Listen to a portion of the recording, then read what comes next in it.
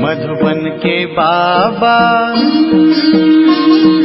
मधुबन के बाबा मुरली वाले, आपका क्या कहना, आपका क्या कहना। ओम शांति। आज 19 जुलाई 2024 के साकार मधुर महावाक्य है। आज मीठे मीठे बाप दादा बोले, मीठे बच्चे, तुम्हें डबल सिर ताज राजा बनना है तो खूब सर्विस करो, प्रजा बनाओ। संगम पर तुम्हें सर्विस ही करनी है, इसमें ही कल्याण है। बाबा ने कहा, मीठे बच्चे, तुम्हें डबल सिर ताज राजा बनना है तो खूब सर्विस करो, प्रजा बनाओ। संगम पर तुम्हें सर्विस ही करनी है, इसमें ही कल्याण है। बाबा ने आज प्रश्न पूछा कि पुरानी दुनिया के विनाश के पहले हरेक को कौन सा श्रृंगार करना है, और उत्तर में बाबा ने समझाया कि तुम बच्चे योग बल से अपना श्रृंगार करो। इस योग बल से ही सारा विश्व पावन बनेगा। तुमको अब वानप्रस्थ में जाना है, इसलिए इस शरीर का श्रृंगार करने की ज़रूरत नहीं। यह तो वर्थ नॉट पैनी है, इससे ममत्व निकाल दो। विनाश के पहले बाप समान दिल, समान रहम दिल बन अपना और दूसरों का श्रृंगार करो। अंधों की लाठी बनो। ओम शांति। अब यह तो बच्चे अच्छी रीति समझ गए हैं कि बाप आते हैं पावन बनने का रास्ता बताने। उनको बुलाया जाता है इसी एक बात के लिए कि आकर हमको पतित से पावन बनाओ, क्योंकि पावन दुनिया पास्ट हो गई, अब पतित दुनिया है। पावन दुनिया कब पास्ट हुई, कितना समय हुआ, ये कोई नहीं जानते। तुम बच्चे जानते हो, बाप फिर इस तन में आया हुआ है। तुमने ही बुलाया है कि बाबा आकर हम पतितों को रास्ता बताओ कि हम पावन कैसे बने। यह तो जानते हो कि हम पावन दुनिया में थे, अभी पतित दुनिया में है। अभी ये दुनिया बदल रही है। नई दुनिया की आयु कितनी और पुरानी दुनिया की आयु कितनी है, ये कोई भी नहीं जानते। पक्का मकान बनाओ तो कहेंगे इसकी आयु इतने वर्ष होगी, कच्चा मकान बनाएंगे तो कहेंगे इसकी आयु इतने वर्ष होगी। समझ सकते हैं कि ये कितने वर्ष तक चल सकता है। मनुष्यों को ये पता ही नहीं कि यह जो सारी दुनिया है उनकी आयु कितनी है, तो ज़रूर बाप को आकर बताना पड़े। बाप कहते हैं, बच्चे, अब ये पुरानी पतित दुनिया पूरी होनी है, नई पावन दुनिया स्थापन हो रही है। नई दुनिया में बहुत थोड़े मनुष्य थे। नई दुनिया है सत्युग, जिसको सुखधाम कहते हैं। यह है दुखधाम, इसका अंत ज़रूर आना है। फिर सुखधाम की हिस्ट्री रिपीट होनी है। सबको ये समझाना है। बाप डायरेक्शन देते हैं कि अपने को आत्मा समझ बाप को याद करो और फिर औरों को भी ये रास्ता बताओ। लौकिक बाप को तो सब जानते हैं, पारलौकिक बाप को तो कोई जानते नहीं, सर्वव्यापी कह देते हैं। कच्छ मच्छ अवतार या 84 लाख योनियों में ले गए हैं। दुनिया में कोई भी बाप को नहीं जानते। बाप को जाने तब समझें। अगर पत्थर ठिक्कर में है तो वर्षे की बात ही नहीं ठहरती। देवताओं की भी पूजा करते हैं, परंतु कोई का ऑक्यूपेशन नहीं जानते, बिल्कुल ही इन बातों में अनजान हैं। तो पहली मूल बात समझानी चाहिए। सिर्फ चित्रों से कोई समझ न सके।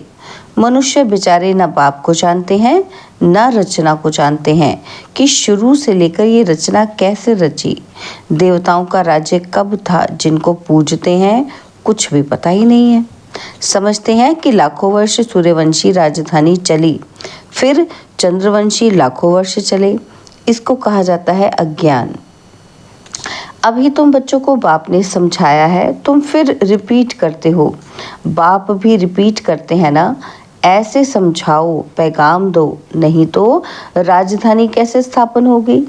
यहाँ बैठ जाने से नहीं होगा। हाँ, घर में बैठने वाले भी चाहिए, वह तो ड्रामा अनुसार बैठे हैं।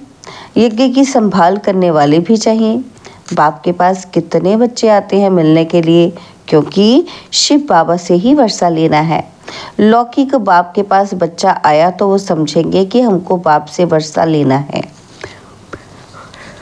बच्ची तो जाकर हाफ पार्टनर बनती है। सत्युग में कभी मिल्कियत आदि पर झगड़ा होता ही नहीं। यहाँ झगड़ा होता है काम विकार पर। वहाँ तो ये 5 भूत होते नहीं तो दुख का नाम निशान नहीं, सब नष्ट मोहा होते हैं। यह तो समझते हैं कि स्वर्ग था जो पास्ट हो गया। चित्र भी है, परंतु यह ख्यालात तुम बच्चों को अभी आते हैं। तुम जानते हो कि यह चक्र हर 5000 वर्ष के बाद रिपीट होता है। शास्त्रों में कोई यह नहीं लिखा है कि सूर्यवंशी चंद्रवंशी डिनाइस्टी 2500 वर्ष चली। अखबार में पढ़ा था कि बड़ौदा के राजभवन में रामायण सुन रहे हैं। कुछ भी आफतें आती हैं तो मनुष्य भक्ति में लग जाते हैं भगवान को राजी करने के लिए। ऐसे कोई भगवान राजी होता नहीं है। यह तो ड्रामा में नूंद है। भक्ति से कभी भगवान राजी नहीं होता। तुम बच्चे जानते हो, आधा कल्प भक्ति चलती है, खुद ही दुख उठाते रहते हैं। भक्ति करते करते सब पैसे खलास कर देते हैं। यह बातें तो कोई विरले ही समझेंगे जो बच्चे सर्विस पर हैं। वह समाचार भी देते रहते हैं। समझाया जाता है कि यह ईश्वरीय परिवार है। ईश्वर तो दाता है, वह लेने वाला नहीं है। उनको तो कोई भी देते नहीं और ही सब बर्बाद करते रहते हैं। बाप तुम बच्चों से पूछते हैं कि तुमको कितने अथाह पैसे दिए, तुमको स्वर्ग का मालिक बनाया, फिर वे सब कहाँ गया? इतने कंगाल कैसे बने? और अभी मैं फिर आया हूँ। तुम कितने पद्मा पद्म भाग्यवान बन रहे हो। मनुष्य तो इन बातों को कोई भी नहीं जानते। तुम जानते हो कि अभी इस पुरानी दुनिया में यहाँ रहना नहीं है, यह तो खलास हो जानी है। मनुष्य के पास जो ढेर पैसे हैं वह किसी के हाथ नहीं आने हैं। विनाश होगा तो सब खलास हो जाएंगे। कितने माइल में बड़े बड़े मकान आदि बने हुए हैं, ढेर की ढेर मिल्कियत है, सब खत्म हो जाएगी। क्योंकि तुम जानते हो जब हमारा राज्य था तो और कोई थे ही नहीं, वहाँ अथाह धन था। तुम आगे चल देखते रहेंगे क्या क्या होता है। उनके पास कितना सोना, कितना चांदी, नोट आदि हैं। वह सब बजट निकलता है, अनाउंस करते हैं कि इतना बजट है तो इतना खर्चा है। बारूद पर इतना खर्चा है, अभी बारूद पर इतना खर्चा करते हैं, उससे आमदनी तो कुछ है ही नहीं। यह रखने की चीज़ तो है नहीं, रखने का होता है सोना और चांदी। दुनिया गोल्डन एज है तो सोने के सिक्के होते हैं। सिल्वर एज में चांदी है, वहाँ तो अपार धन होता है। और फिर कम होते होते अभी देखो क्या निकला है, कागज़ के नोट। विलायत में भी कागज़ के निकले हैं। कागज़ तो काम की चीज़ नहीं, बाकी क्या रहेगा। यह बड़ी बड़ी बिल्डिंग्स आदि सब खत्म हो जाएंगी। इसलिए बाप कहते हैं, मीठे मीठे बच्चे, यह जो कुछ देखते हो ऐसे समझो ये है नहीं, यह तो सब खलास हो जाना है। शरीर भी पुराना, वर्थ नॉट अ पैनी है। भल कोई कितना भी सुंदर हो, यह दुनिया ही बाकी थोड़ा समय है, कुछ ठिकाना थोड़ी है। बैठे बैठे मनुष्य का क्या हो जाता है, हार्ट फेल हो जाते हैं। मनुष्य का कोई भरोसा नहीं। सत्युग में थोड़ी ऐसे होगा, वहाँ तो काया कल्प तरु समान होती है योग बल से। अब तुम बच्चों को बाप मिला है, कहते हैं इस दुनिया में तुमको रहना नहीं है, यह छी दुनिया है। अब तो योग बल से अपना श्रृंगार करना है। वहाँ तो बच्चे भी योग बल से होते हैं, विकार की बात ही नहीं वहाँ होती। योग बल से तुम सारे विश्व को पावन बनाते हो तो बाकी क्या बड़ी बात है। इन बातों को भी वही समझेंगे जो आपके अपने घराने के होंगे। बाकी तो सबको शांति धाम में जाना है, वह तो है घर, परंतु मनुष्य उसको घर भी नहीं समझते हैं।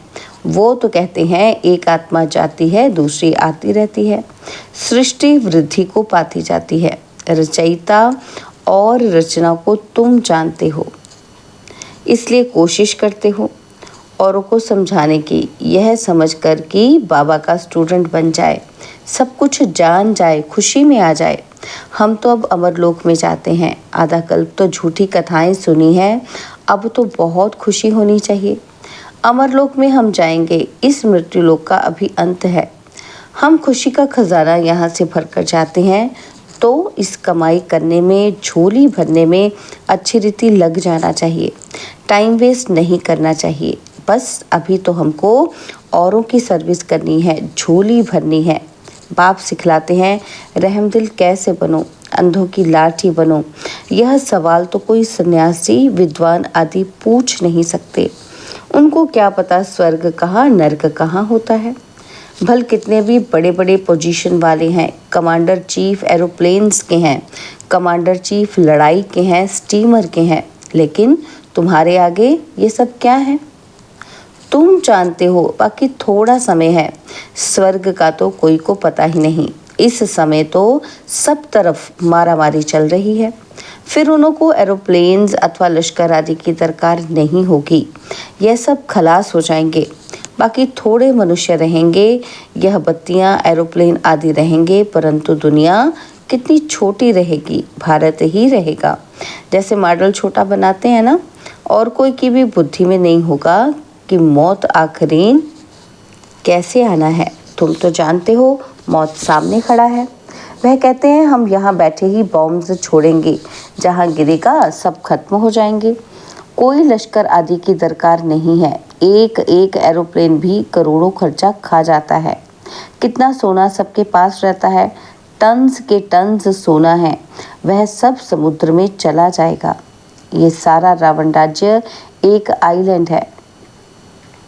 अनगिनत मनुष्य हैं, तुम सब अपना राज्य स्थापन कर रहे हो, तो सर्विस में बिजी रहना चाहिए। कहीं बाढ़ आदि होती है तो देखो कैसे बिजी हो जाते हैं। सबको खाना आदि पहुंचाने की सर्विस में लग जाते हैं। पानी आता है तो पहले से ही भागना शुरू करते हैं। तो विचार करो सब कैसे खत्म होंगे। सृष्टि के ऑलराउंडर सागर हैं। विनाश होगा तो जलमयी हो जाएगी, पानी ही पानी। बुद्धि में रहता है हमारा राज्य था तो ये बॉम्बे, कराची आदि तो थे नहीं। भारत कितना छोटा जाकर रहेगा, सो भी मीठे पानी पर। वहाँ कुएं आदि की दरकार नहीं, पानी बड़ा स्वच्छ पीने का रहता है। नदियों पर तो खेल पाल करते हैं, गंदगी की कोई बात ही नहीं। नाम ही है स्वर्ग अमर लोक। नाम सुनकर ही दिल होती है कि जल्दी जल्दी बाप से पूरा पढ़कर वर्षा ले लेवें, पढ़कर और फिर पढ़ावें, सबको पैगाम दें। कल्प पहले जिन्होंने वर्षा लिया है वह ले लेंगे। पुरुषार्थ करते रहते हैं क्योंकि बेचारे बाप को नहीं जानते हैं। बाप कहते हैं पवित्र बनो। जिनको हथेली पर बहिष्ट मिलेगा वह क्यों नहीं पवित्र रहेंगे? बोलो, हम क्यों नहीं एक जन्म पवित्र रहेंगे, जबकि हमें विश्व की बादशाही मिलती है। भगवानुवाच, तुम इस अंतिम जन्म में पवित्र बनेंगे तो पवित्र दुनिया के मालिक बनेंगे 21 जन्म के लिए। सिर्फ यह एक जन्म मेरी श्रीमत पर चलो। रक्षाबंधन भी इसकी निशानी है, तो क्यों नहीं हम पवित्र रह सकेंगे? बेहद का बाप गारंटी करते हैं। बाप ने भारत को स्वर्ग का वर्षा दिया था, जिसको सुख धाम कहते हैं। अपार सुख थे, यह है दुख धाम। एक कोई बड़े को तुम ऐसे समझाओ तो सब सुनते रहेंगे। योग में रह बताओ तो सबको टाइम आदि ही भूल जाए, कोई कुछ कह ना सके। 15-20 मिनट के बदले घंटा भी सुनते रहें, परंतु वह ताकत चाहिए, देह अभिमान नहीं होना चाहिए। यहाँ तो सर्विस ही सर्विस करनी है, तभी कल्याण होगा। राजा बनना है तो प्रजा कहाँ बनाई है? ऐसे ही बाप थोड़े माथे पर पाग रख देंगे। प्रजा डबल सिरताज बनती है क्या? तुम्हारी एम ऑब्जेक्ट ही है डबल सिरताज बनने की। बाप तो बच्चों को उल्लास दिलाते हैं। जन्म जन्मांतर के पाप सिर पर हैं, वह योग बल से ही कट सकते हैं। बाकी इस जन्म में क्या क्या किया है वह तो तुम समझ सकते हो ना। पाप काटने के लिए योग आदि सिखाया जाता है। बाकी इस जन्म की तो कोई बात ही नहीं। तमो प्रधान से सतो प्रधान बनने की युक्ति पाप पैट बतलाते हैं। बाकी कृपा आदि तो जाकर साधुओं से मांगो। अच्छा, मीठे मीठे सिकिलते बच्चों प्रति माता पिता, बाप दादा का याद प्यार और गुड मॉर्निंग। रूहानी बाप की रूहानी बच्चों को नमस्ते। हम रूहानी बच्चों की रूहानी बाप दादाजी को दिलवा चांद सिकवा प्रेम से नमस्ते। ओम शांति। प्यारे बाबा, मीठे बाबा, मेरे बाबा, शुक्रिया बाबा, शुक्रिया बाबा, शुक्रिया। धारणा के लिए मुख्य सार है। पहला पॉइंट है, अमरलोक में जाने के लिए संगम पर खुशी का खजाना भरना है, टाइम वेस्ट नहीं करना है, अपनी झोली भरकर रहम दिल बन अंधों की लाठी बनना है। और सेकंड पॉइंट है, हथेली पर बहिष्ट लेने के लिए पवित्र जरूर बनना है, स्वयं को सतोप्रधान बनाने की युक्तियां रच अपने ऊपर आपे ही कृपा करनी है, योग बल जमा करना है। बाबा ने आज वरदान दिया, हुजूर को सदा साथ रख कंबाइंड स्वरूप का अनुभव करने वाले विशेष पाठधारी भव। हुजूर को सदा साथ रख कंबाइंड स्वरूप का अनुभव करने वाले विशेष पाठधारी भव। बच्चे जब दिल से कहते हैं बाबा तो दिलाराम हाजिर हो जाता है, इसलिए कहते हैं हुजूर हाजिर है। और विशेष आत्माएं तो हैं ही कंबाइंड। लोग कहते हैं जिधर देखते हैं उधर तू ही तू है, और बच्चे कहते हैं हम जो भी करते हैं जहाँ भी जाते हैं बाप साथ ही है। कहा जाता है करण करावनहार, तो करणहार और करावनहार कंबाइंड हो गया। इस स्मृति में रहकर पाठ बजाने वाले विशेष पाठधारी बन जाते हैं। स्लोगन है, स्वयं को इस पुरानी दुनिया में गेस्ट समझकर रहो तो पुराने संस्कारों और संकल्पों को गेट आउट कर सकेंगे। स्वयं को इस पुरानी दुनिया में गेस्ट समझकर रहो तो पुराने संस्कारों और संकल्पों को गेट आउट कर सकेंगे। ओम शांति।